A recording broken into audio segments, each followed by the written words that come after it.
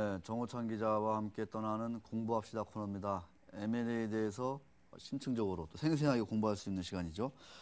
저 형 기자, 네. 조금 늦었는데 지금 길이 엄청 미끄럽고 그렇죠? 네, 장난 아닙니다. 네, 우리 정 기자가 지금 사실은 이 갓길 운전이라든가 이런 그 신호 위반 이런 거를 하지 않았더라면 이 시간에 지금 이 시간에도 도착을 못하고 저 혼자 이 원고를 또 이길 뻔한 이런 불행한 사태가 생길 뻔했습니다. 다행입니다.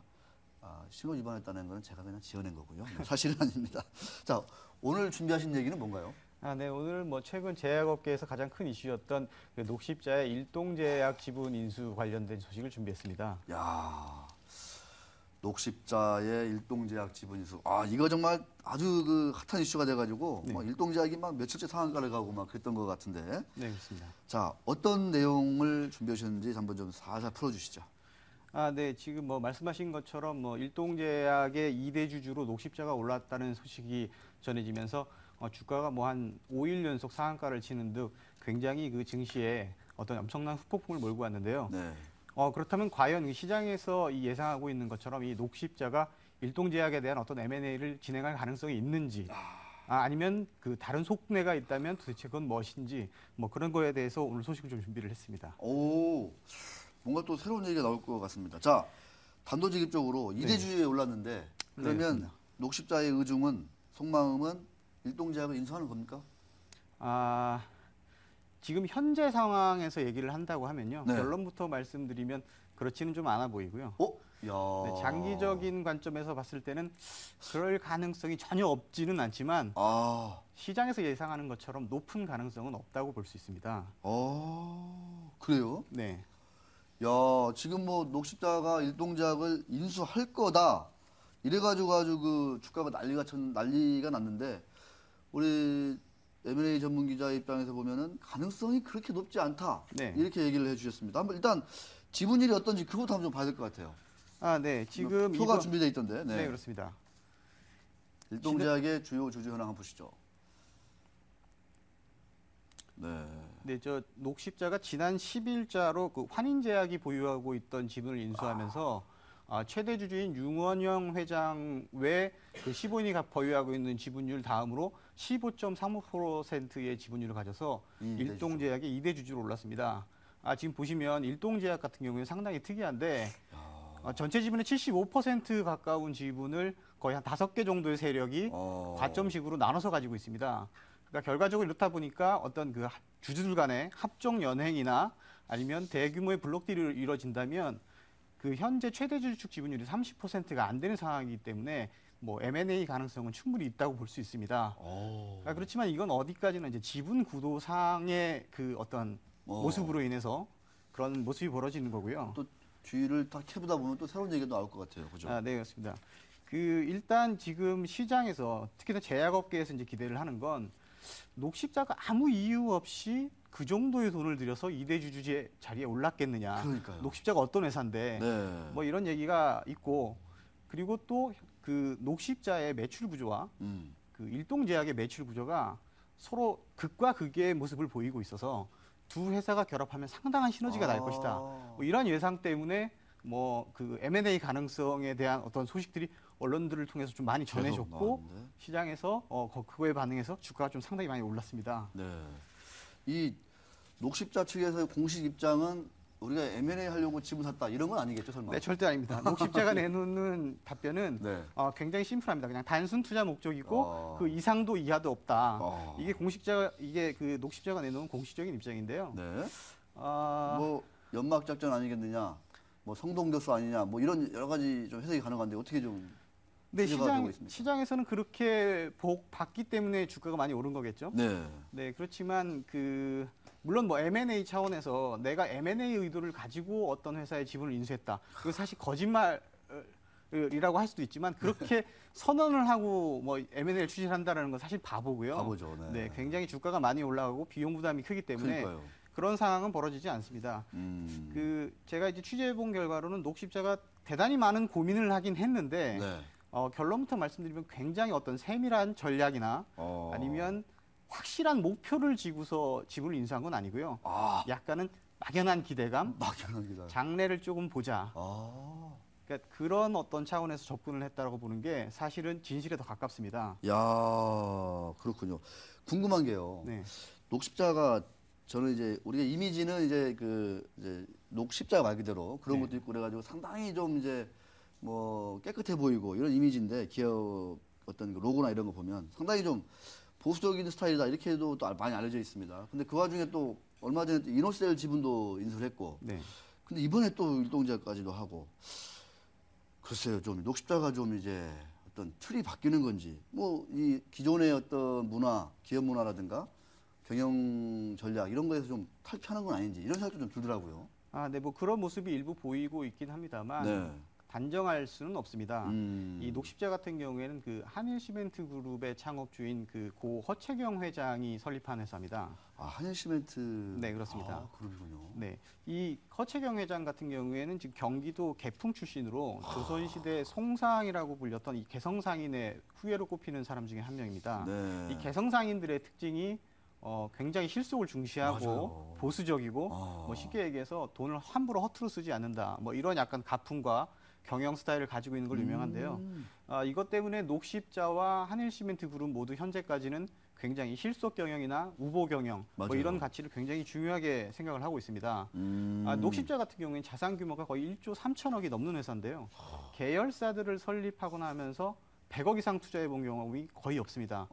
아까 말씀하신 것처럼 지난 8월에 인수한 이노셀 같은 경우가 150억을 투자해서 그것도 상당히 큰 의미를 갖는 투자였는데 네. 이번 녹십자가 일동제약에 들어간 금액은 총 한 300억 원이 약간 넘습니다. 300억 원요. 네. 오유. 근데 이걸 보면 어떤 분명히 전략적 목표라든가 아니면 당연히 단순 투자 그러니까. 목적으로 보기 좀 어려운 측면이 있는 건 사실인데요. 네. 그 디테일하게 살펴보면 네. 이 녹십자와 일동제약의 매출 구조가 서로 달라서 두 회사를 섞어 놓으면 시너지가 날 거다. 날 거다. 네, 매출 구조상으로 보면 분명히 그렇습니다. 근데 문제는 이 수익성이라든가 어떤 질적인 측면에서 보면 과연 그렇게 시너지가 날 것이냐. 아. 네, 이런 의문이 생기는데요. 네. 이 녹십자의 매출액과 일동제약의 매출액 한 2배 정도 차이가 납니다. 네. 그런데 영업이익은 뭐 지금 올 3분기까지만 기준으로 보면 한 17배 정도 차이가 납니다. 네. 녹십자가 매출 5,445억 원에 영업이익 770억 원을 기록했는데 일동제약은 올 3분기까지 영업이익이 한 44억 정도에 그쳤습니다. 영업이익률로 보면 녹십자는 한 14%가 넘는데 그렇죠. 일동제약은 한 1.75% 정도밖에 안 되고요. 여기 뭐 제네릭이라고 해가지고 이렇게 네. 그 부가가치가 낮은 그런 네, 그렇습니다. 약품을 네. 많이 팔잖아요. 복제약이 그죠? 주로 메인 제품이기 때문에 그렇고요. 맞습니다. 올 초에 그 약가 인하가 단행되면서 이 제너릭 업체들이 공통적으로 겪고 있는 문제입니다. 타격을 입었죠. 네. 그렇습니다. 그러면 매출 비중을 섞어봤자 이 수익성 측면에서는 사실 큰 보탬이 안 되기 때문에 녹십자 입장에서는 메리트가 별로 없습니다. 그러니까 녹십자가 만약 지금 현재 제네릭 부분이 약해서 제네릭의 파이를 키워서 어떤 시너지를 내겠다라고 하면 일동제약 정도의 회사를 한 2-3개 정도는 인수를 해야 원하는 시너지를 낼 수 있다라는 게 사실은 제약업계의 평가입니다.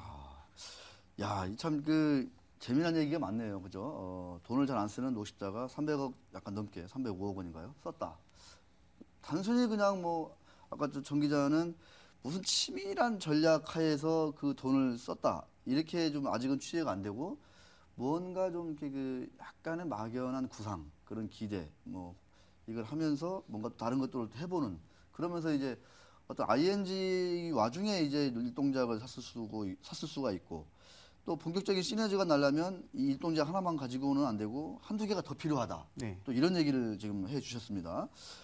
그러면 결국은 궁극적으로는 좀 M&A로 간다. 그 가능성을 좀 높게 봐야 되는 거 아닌가 이런 생각이 들기도 하는데 어떻습니까? 저는 제가 취재해본 결과로는 그 M&A 가능성 상당히 높지 않다라고 생각합니다. 아까 말씀하신 것처럼 지금 일동제약의 지분 구성 자체가 최대 주주 지분율이 좀 약하긴 하지만 어떤 합종 연행이나 뭐 이런 방식의 그 M&A를 추진한다고 하면 녹십자로서는 2가지 정도의 부담이 있습니다. 어떤 부담이죠? 네. 첫 번째로는 비용 부담을 들 수가 있고요. 지금 아까 말씀하신 것처럼 일동제약이 녹십자가 투자했다는 소문이 돌면서 주가가 한 5-6일 만에 50% 이상 올랐습니다. 엄청났어요.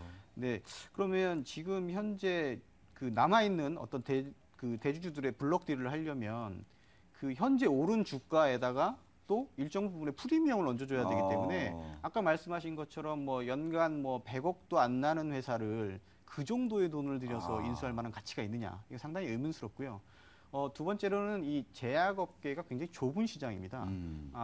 뭐 주로 이 그 상당히 좀 역사가 오래된 회사들이 많고 오너들 간의 교류가 굉장히 활발합니다. 시장이 좁다 보니까 그런 건데요. 뭐 속된 말로 치면 뭐 서로 다 아는 사이다, 뭐 이런 얘기인데 이런 상황에서 어떤 특별한 명분이나 이런 걸 갖추지 못한 상태에서 그냥 단순히 나의 이익을 위해서 내가 경영권을 인수하겠다, 뭐 이런 적대적 M&A 방식으로 일동제약의 지분을 빼앗게 되면 이 녹십자가 이 제약업계 세계에서 어떤 상당한 그 평판이 하락한다거나 대외 이미지가 떨어지고 뭐 여러 가지 부작용들이 있을 수가 있습니다.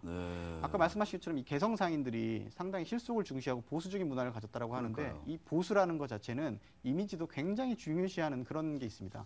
이 녹십자의 이미지가 굉장히 깨끗하기 때문에 이런 대외 이미지를 송상시키면서까지 과연 적대적 M&A를 추진할 것이냐, 네, 쉽지 않은 분석이라고 할 수 있습니다. 알겠습니다. 잠시 좀 이렇게 호흡 좀 가다듬었다가 녹십자와 일동제약 간의 M&A 논란 제 2부로 넘어가겠습니다.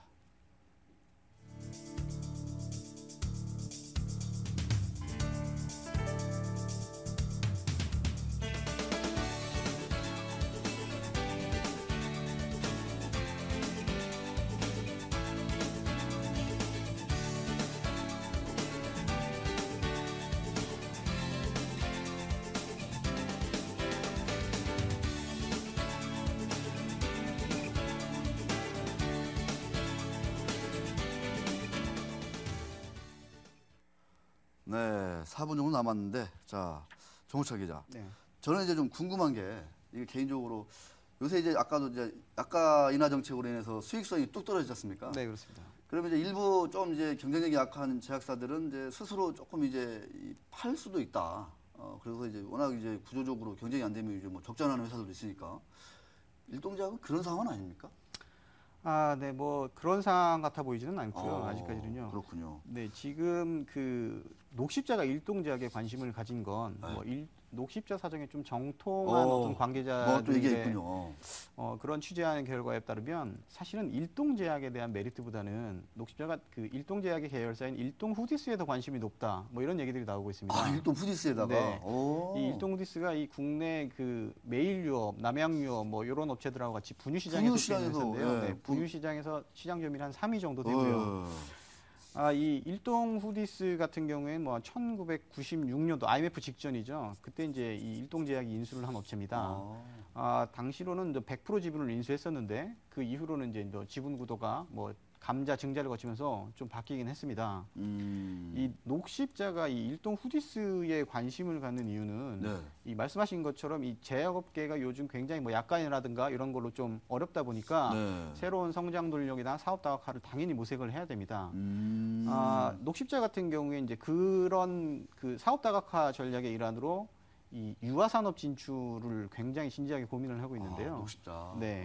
이 녹십자가 이 뭐 영유아 백신이나 뭐 이런 걸 생산하고 있기 때문에 감기약. 네. 감기 주사. 네. 그래서 이 그 영유아들하고의 연결고리가 전혀 없는 게 아닙니다. 그렇다 보니까 분명히 이쪽으로 그 진출했을 때 시너지가 있다고 생각을 하고요. 네. 많은 사람들이 생각했을 때 출산율이 떨어지는데 그러니까, 이 그 유아 얘기가. 산업이 의미가 있느냐, 이게 이제 일반적으로 상식적으로 쉽게 생각할 수 있는 생각인데 조금만 생각을 바꿔보면 지금 그 우리나라 사회에서 이 결혼 적령기 연령이 굉장히 높아지고 있고 당연히 그렇다 보니까 이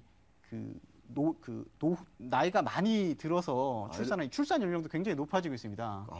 그러다 보니까 아이는 나이를 먹어서 한 명 정도밖에 안 낳는 경우가 많은데 이 늦게 결혼해서 아이도 늦게 낳다 보니까 아이를 낳을 때쯤에 이 부모들의 재산 수준이 자산 상태가 과거 부부들보다는 굉장히 올라와 있습니다. 네, 소득 수준이. 그렇다 보니까 내 아이만큼은 좀 최고로 키워보자. 뭐 이런 게 상당히 심리가 굉장히 강하고요. 그렇군요. 그러다 보니까 이 유아 시장의 어떤 그 과거와 비교해 봤을 때 뭐 어떤 그 기본적인 매출이나 이런 부분을 비교하면 뭐 축소되거나 뭐 이런 모습을 보일 수 있겠지만 이 고가 브랜드라든가 프리미엄 제품에 대한 시장은 오히려 더 커지는 그런 또 역성장하는 이런 현상이 나타나고 있습니다. 그러다 보니까 당연히 녹십자도 이 시장에 진출하면 뭔가 승산이 있지 않을까 야, 이런 생각을 갖고 있습니다. 그렇군요. 네. 이 참 그 나이 들어서 애를 낳기 때문에 이제 모유 수유도 상당히 어려울 것이고 네. 그러다 보니까 아이는 또 하나고 돈은 많고 그러니까 일동 후디스에 만드는 아주 비싼 분유 요거를 이제 많이 사다 먹을 수 있다 이런 또 구상이 있다는 건데 자 그 일동 후디스의 주주 현황을 네, 어떤 말씀해 주시면서 오늘의 얘기를 좀 정리 좀 해주시기 바라겠습니다. 네, 그렇습니다. 이 일동 후디스에 관심을 가지고 있는 건 분명한 사실로 보이는데요. 네. 이 문제는 일동 후디스의 지분 구조가 그렇게 녹록지가 않습니다. 아, 지금 단일 주주로는 일동제약이 한 30%의 30%. 정도의 지분율을 가지고 있어서 최대 주주라고 할 수 있지만 현실적으로는 그 지금 현재 일동 후디스 회장을 맡고 있는 그 이금기 회장과 뭐 부인, 조카, 이 자녀 등 이 나머지 이 일가가 가지고 있는 지분율이 거의 한 40% 정도에 육박을 합니다. 알겠습니다. 만만치 않은 일동 후디스 또 M&A가 되겠군요. 자, 정우창 기자 오늘 수고하셨습니다. 네, 고맙습니다. 길 조심하시고요.